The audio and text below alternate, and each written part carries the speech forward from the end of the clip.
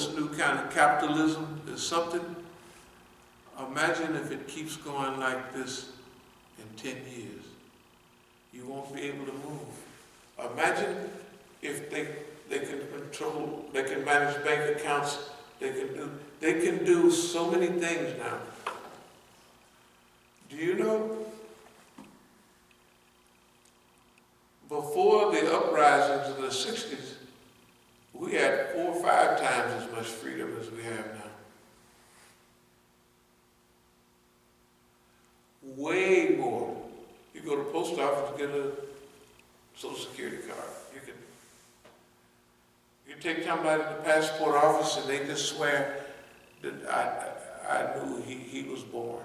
That's all they had to do. Right?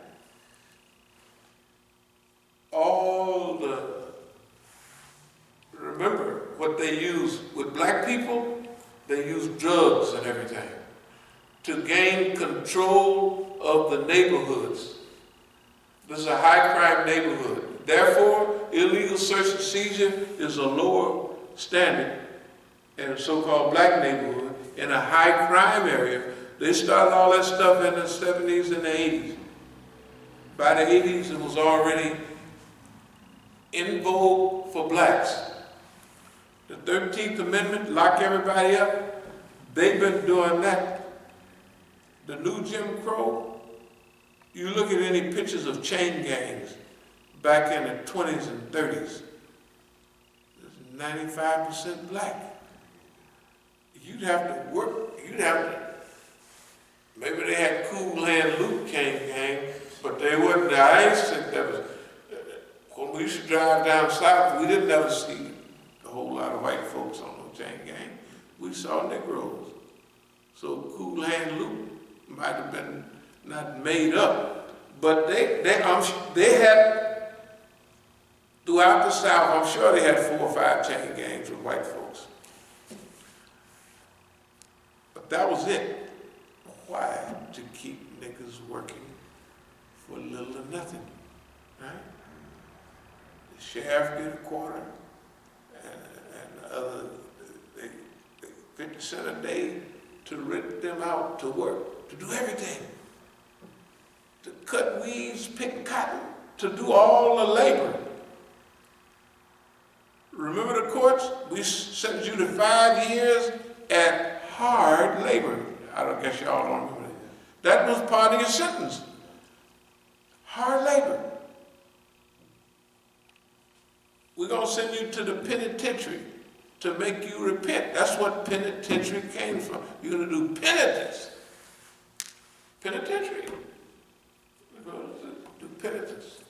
And hard work refreshes the soul, cleans up the cobwebs in your brain. And most people with cobwebs was niggas. They was, right? I'm trying to tell you, the stage we're going into, we're going to be out at least 3 times a week. We're going to invite the people to it. One of the things we're going to invite them to, not only our common stuff, but a new constitutional movement. We're going to be right up at Boat Hall in Berkeley, right over at University of San Francisco. Any law schools in our area out there, we're going to be down there talking about a new constitution. Of course, it's just to get people jumping. We got to get to the people, and that'll get them thinking. The Constitution is old. Nobody has any freedom anymore. Nobody has, except rich folks. You learn how to game the system, and you can beat it because you're rich. If you're poor, you can't do nothing. You're going to prison. That's all. So the system, like old Don say, is rigged. Yeah, against me and you, against Latinos. You know, they fixed that too, all that immigration.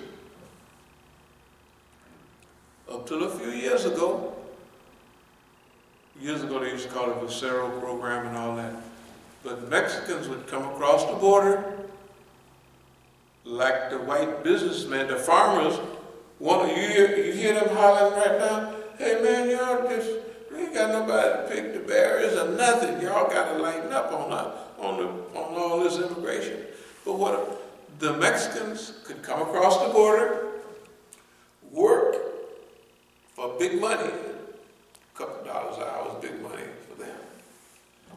They go back to Mexico, they're driving big trucks down there because they're buying everything in US dollars. They could stay down there during the rest season. They could come back across the border. When they close the border down, they can't go back and forth. So anybody get over, they're staying. They know what they're doing. They're not that stupid. Well, yes, they could be that stupid. But the reason they caused the problem, why they never had it before, because they managed it. They used to call it a Vocero program. You could come across.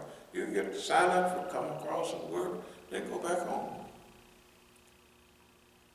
If they can't go back home, they stay up here. You break up families, you do all kind of stuff. So the grandparents are taking care of the children till they get old enough to come up here, if they can. Every problem that the United States and Europe have, they cause them themselves. The war in Syria caused them to go to Libya. From Libya they cross and they invade. Colonialism, they invaded us, invaded all our countries and took everything. They forget karma though, they don't, not the Muslim part, but they forget.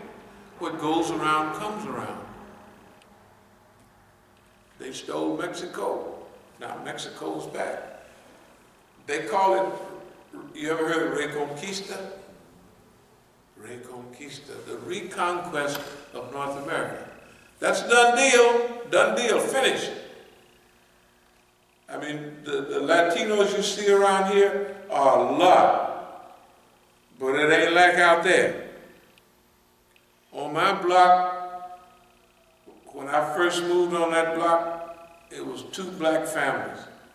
By 1965, it was all black. Now, it's all Latinos.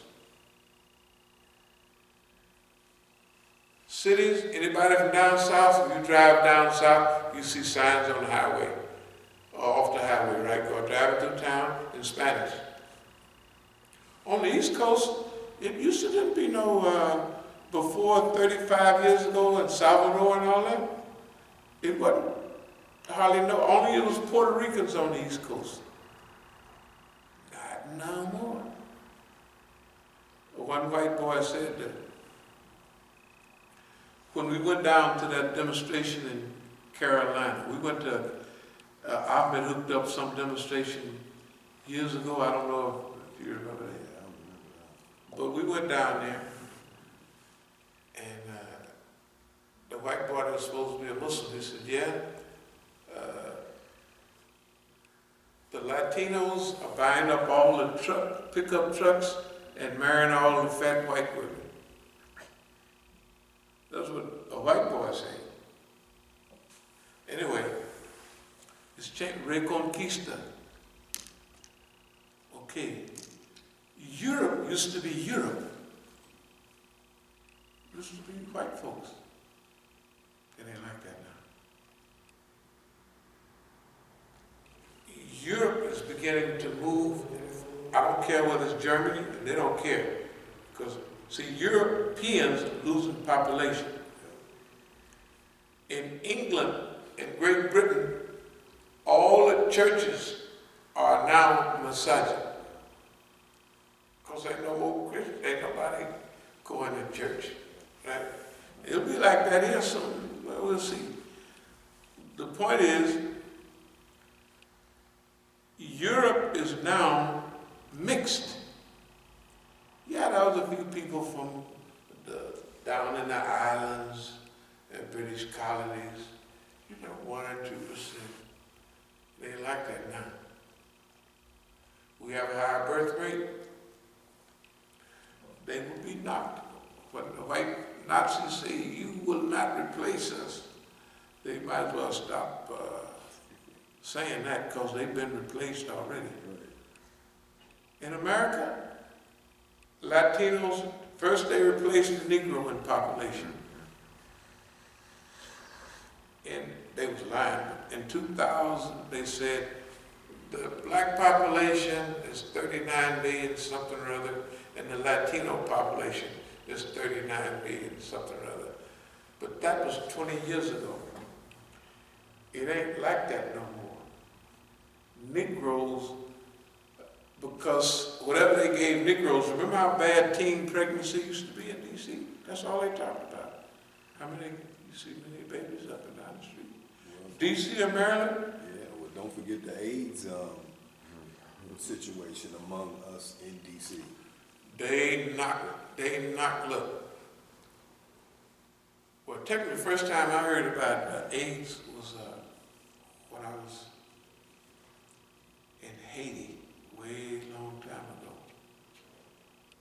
That's where they started it, in Haiti. Then they brought it up here, then they shipped it over to Africa. And remember, even with AIDS, they haven't been able to knock us out of the box. Chemical, biological warfare work a little bit, but it don't make no difference whether it's Negroes or Mexicans. Hey man, I don't want to be racial or not, but a 17-year-old Mexican girl in California got a baby in the tummy and 2 on the side. That's at 17 or 18, maximum. They're on the road. You see 1 or 2 pregnant Negro women. Whatever they gave the Negro women to slow them down, it worked. How many pregnant black women do you see? It's different. When we was growing up, all the sisters was pregnant, right? Whether we wanted them to be or not, they was pregnant. At the decline of a system of society, I'm going to cut it off in a minute because we're just going too far right now. I'll have to finish this up on Tuesday. We was going to have a meeting today, but we're just having on Tuesday or something. Anyway, I'm going to wrap up this stuff. Destabilizing.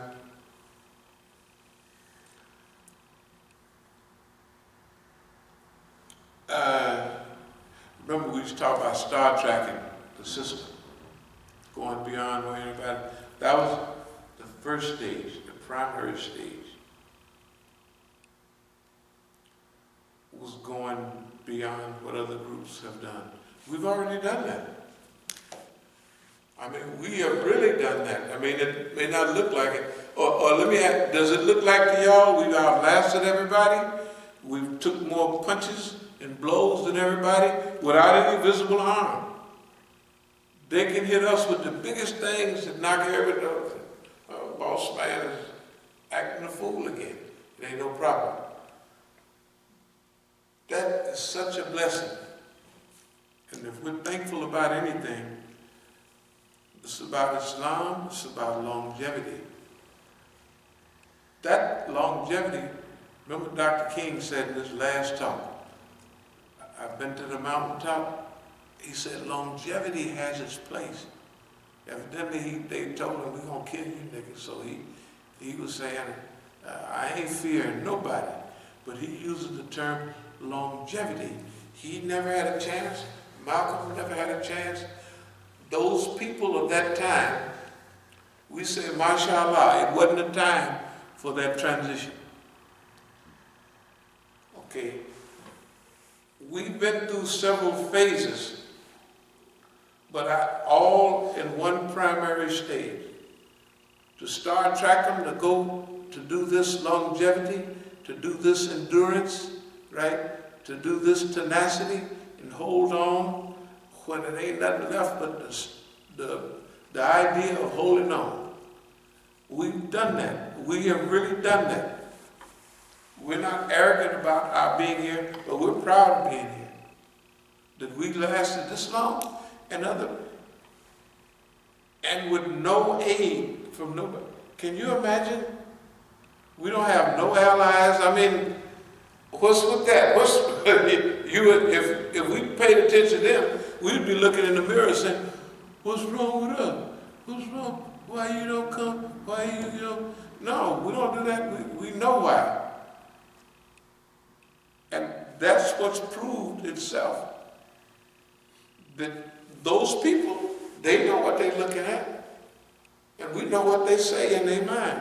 Them niggas is bad over there. Because they done absorbed everything we, talk about their team, done threw at it. What about the other teams? They done smelt somewhere along the way. I'm telling you, we have nothing to be ashamed of. And where are we physically? Okay? If it's just physically, 8 pieces of property here and California. Suppose they don't do nothing in California. Suppose they just drag it on for 10, 15 years, whatever they do. You know how they can stretch out trials and stuff, because they got the money. Suppose they do that. If they don't make certain moves within a few months, we're going on worldwide tours, and we're telling them, because we're saying, yeah, if you want to slow this down, you're going to have to take our passport. So if I jump up with a missing passport from the government, outlawed traveling, you know why? It don't make no difference. We'll do it inside the United States. Because we got the picture where we want to go. And we're gonna get there with God's help. We know we can do it. If we can do what we've already done, this is quantum leap time. What we did in our last transition, what they got on Star Trek, they got warp drive, right? When you cruise around at 100,000 miles an hour or something, then you push a button, and he said, put it in warp 5. That's the speed of light 10 times, right? That's where we are now. We're in warp drive.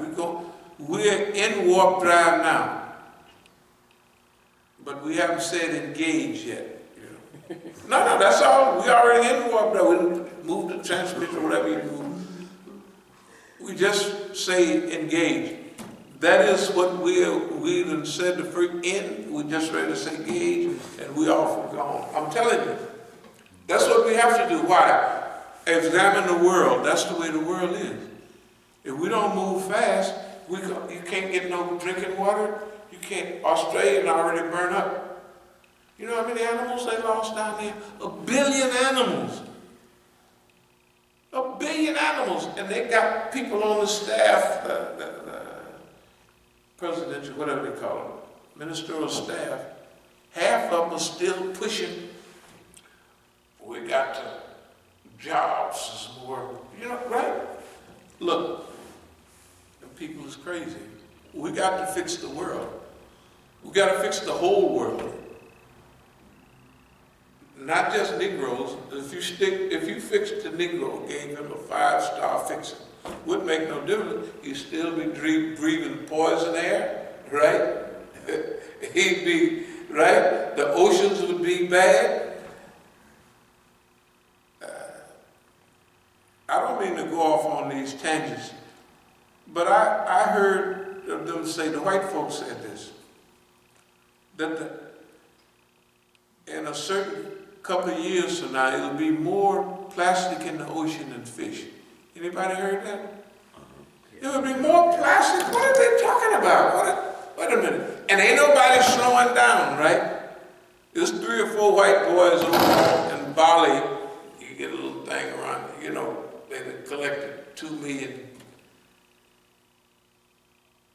pounds of plastic. They said there's more plastic in the ocean than fish in 2-3 weeks from now. Do you know how many fish are in the ocean? There's whales. You got more weight than all the whales in the ocean, all the sharks, all the big turtles, in all the schools of fish.